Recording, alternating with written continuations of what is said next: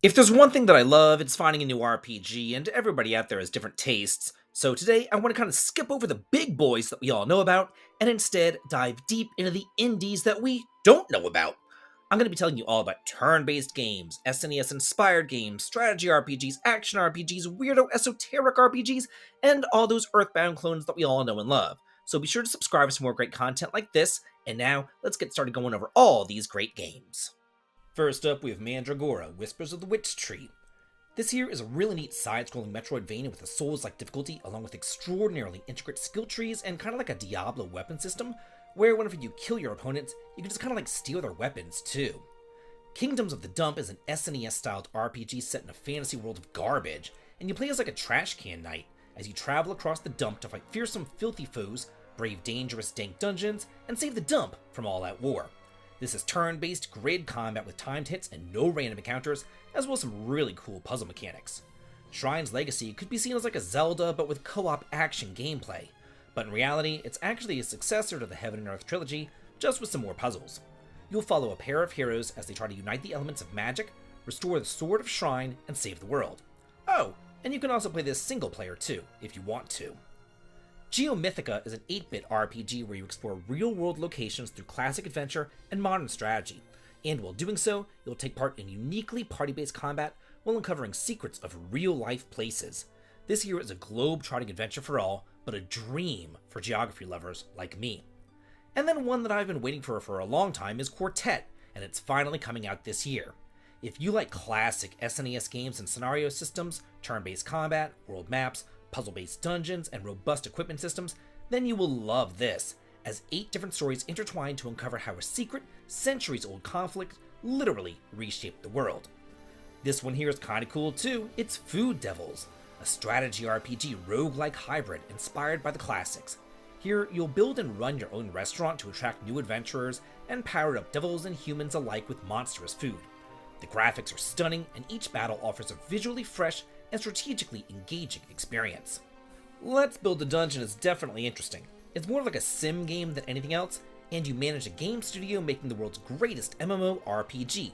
You'll be hiring designers, coders, and testers, creating your own fantasy world, and then welcoming hundreds of virtual players in.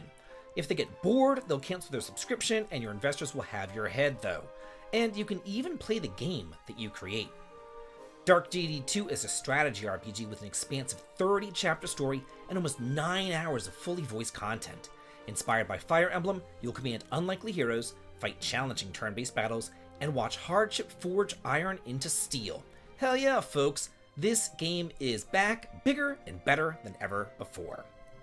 Guard Break is heavily inspired by the later classic Final Fantasy games, more specifically the entries 6 through 10. Instead of like a single main character, it follows multiple protagonists, kind of like Final Fantasy VI.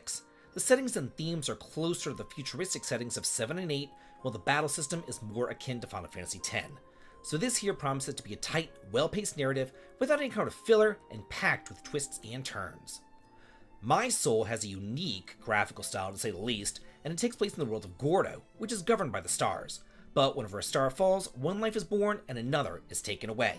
And here our hero Siku wakes up to find himself in the graveyard where those who have fallen go.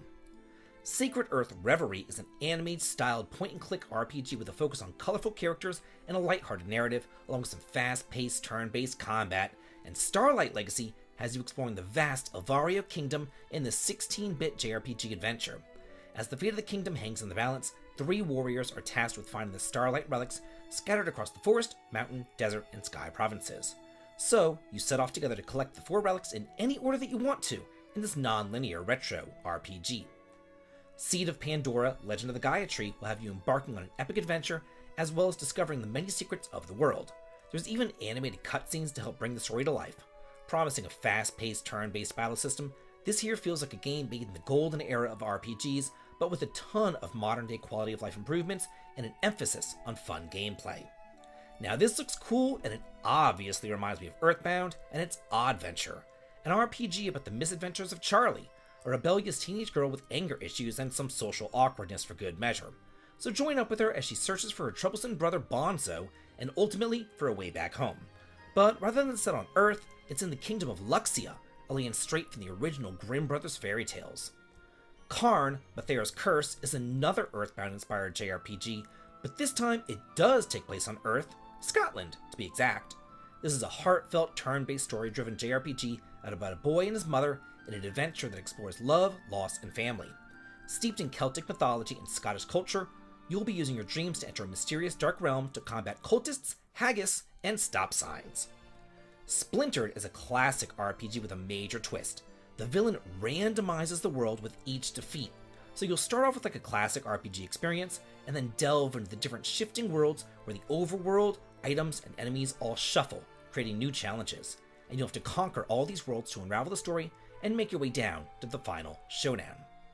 Now, from some Earthbound over to some Pokemon. In Oni Hunters, you'll discover and befriend hundreds of unique monsters, each boasting different abilities and rarities. Train them and become the greatest monster tamer the world has ever seen. But remember, the line between tamer and tamed can often blur in the shadows of the Monster Jubilee. In Tales of Grimace, your life has changed forever because your small town is attacked by an evil cult known as Maloom. Who is this strange cult, and what mysteries are they hiding? And are you more closely connected to them than you think? Come on an epic quest to free Terra from the Maloom's evil grip and find out. Chained Echoes Ashes of Elrant is DLC to the original smash hit Chained Echoes, and it takes place right before the end of that game. While you and your clan are preparing for the final fight, a new call for help reaches the Crimson Wings. This mission will reveal more about the origin of the Order of Leonar and Len's past. Feline Realms, the Ancient's legacy, is different though, cause you're a cat race that once traveled between worlds, but that time has ended, until today, when the cats now find themselves stuck on Earth. With some non-linear gameplay as well as turn-based combat, and an MMO-styled loot system, this is a lot of different inspirations all combined into one. To the Grave, the Wildlands of Faenora is inspired by Ogre Battle, and here you will embark on an epic journey through the enchanted wildlands of Faenora, where legends are born and heroes are forged. This combines strategic squad-based combat with rogue-like elements, set in a mesmerizing world of fantasy, magic, and mystery. Then there's Dreamed Away, another Earthbound-inspired RPG that I personally cannot wait to see how the developer has updated, because I played the demo back in the day and I didn't exactly enjoy it. But this also has some Undertale influences, where all the combat system consists of minigames instead of turn-based battles. The game itself though does look fantastic. I just hope that they can fix it up and it can live up to my expectations. Then, from the creators of the acclaimed Crosscode comes Alabaster Dawn. This is a top-down 2.5D action RPG where you'll be battling enemies with stylish combos, wielding multiple divine weapons, solving intriguing puzzles, and attempting to awaken the world. It's definitely giving me some Terranigma vibes, and I love it. Bouncing on back to Earthbound though, but not really, we've My Familiar, which is a turn-based RPG that has a similar vibe, but it's set in Hell, not Earth, and you're monsters, not humans, and so is everybody else. It's really funny and a blast to play through, so I would definitely recommend this one. The Legend of Pamperlotte is pretty neat, and it's giving me like Treasure Hunter G vibes. Battles are tactical, and they take place on a grid, but you can do all sorts of different things during your turn, like go up to an enemy and hit him and run away, or just kind of like heal up a bunch of your allies. I love that gem on the SNES, so I'd totally be down to play this. And just as the previous game was also influenced by SNES RPGs, so is Legends of Astravia. Here, you'll play as Oliver, an amnesiac who needs to discover the mysteries of his past, as well as the truth behind the mysterious trio's plan to reawaken the Cataclysm and bring forth another age of ruin. This is an overworld, intricate dungeons filled with puzzles and lively towns, and just looks great. Spaceman Memories is really neat-looking retro RPG that takes place in the distant future, while also drawing inspiration from ancient Japanese folklores. I love the graphical style and the turn-based battles, and it just feels like the right mix of old and new. Eternal Remnant, the first chapter, has you taking on a pair of siblings on the run. With only their wits and a cursed power that's too dangerous to control, they have to together fight, explore, and scavenge to survive in an unfamiliar world. Hopefully though, their bond will be strong enough to endure the road ahead. Moving on from turn-based RPGs, we now have Grey Heritage Noble Duty, the prequel to the first Grey Heritage game, Faded Vision. These are both anime tactical RPGs, and here you'll be following Jaden as he travels across the land and manages his army in this medieval fantasy. Keeping up with that strategy theme, we have Starstar Strategy, which you can either play solo or co-op, and even engage in an arenas versus mode.